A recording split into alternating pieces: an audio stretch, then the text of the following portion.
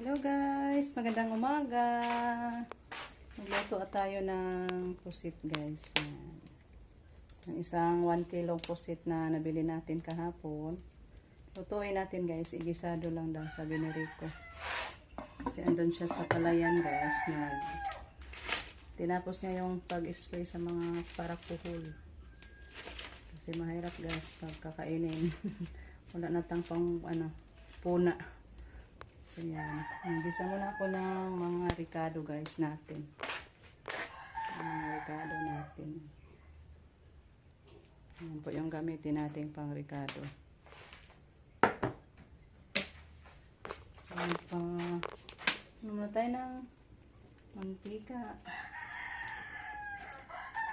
Hindi lang natin damihan.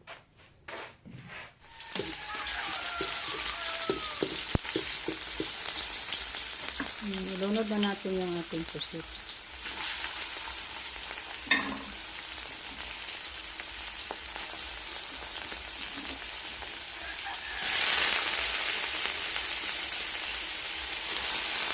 Maliit na lang tingnan yung 1 kilo guys. Pag natapos na sa paglinis.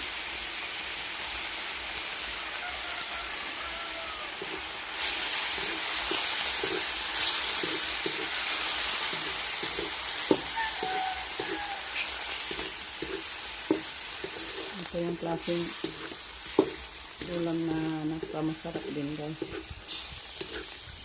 Pusit. So takpan natin sandali guys. Saka natin siya timplahan. Babad ako ng isda guys. Inihaw si mama kasi hindi siya kakain ng pusit. So tigas-tigas pa guys. Gahi pa siya. So, ibabad muna natin. Sandali. Tamang-tama din yan. Maluto yung ating pusit. Then, na din natin. Ihawin. Ayan guys. Luto na. Ayan. Ipahubas guys. Para mawala yung niya. Baho ba. Ayan. Kunti na lang yung 1 kilo. Grabe makadag ko yus ning nukosa. Thank you po, Ma'am Yol. Ayan, sarap sa ulam, Ma'am. Nag-inihaw din ako. Para kay Mama.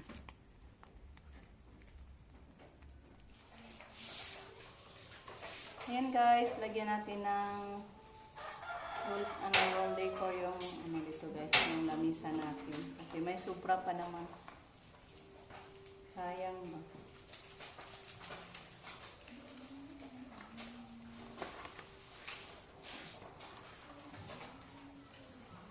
Muna ako guys, mag-cut.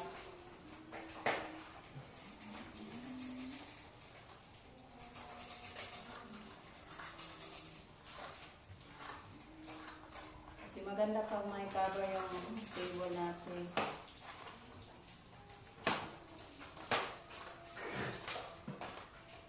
Wow. Thank you po kay Ma'am Yoli.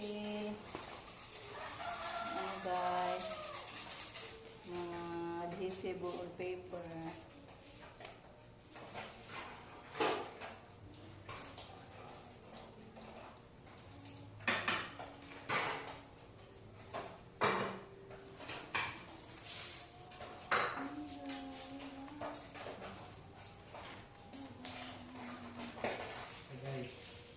Natin.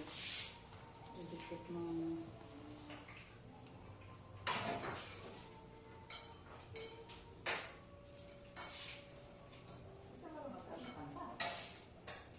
Ha?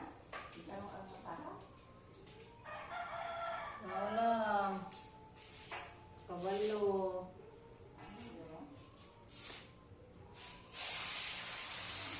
Dati dito guys. Nagluto na gulang para panghalian.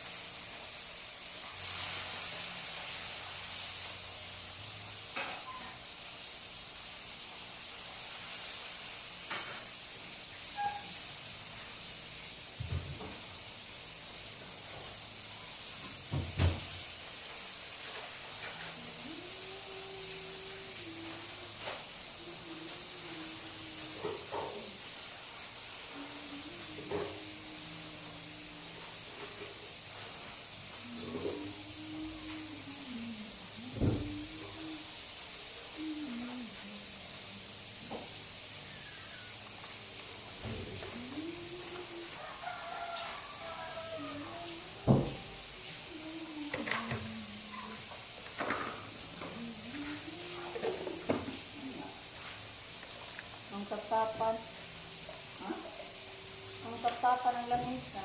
Okay? Para lalong gumanda. Ang karilain ko kailangan eh. Wala na yung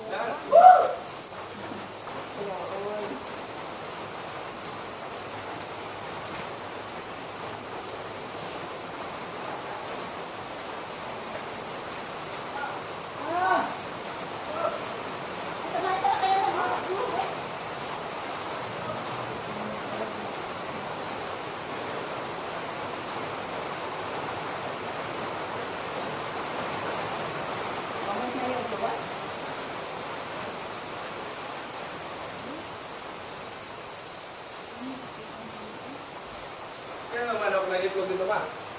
Rasa to?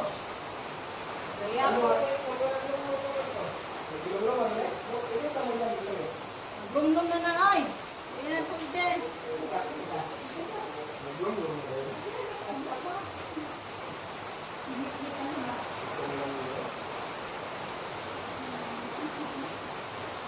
Ganda na guys.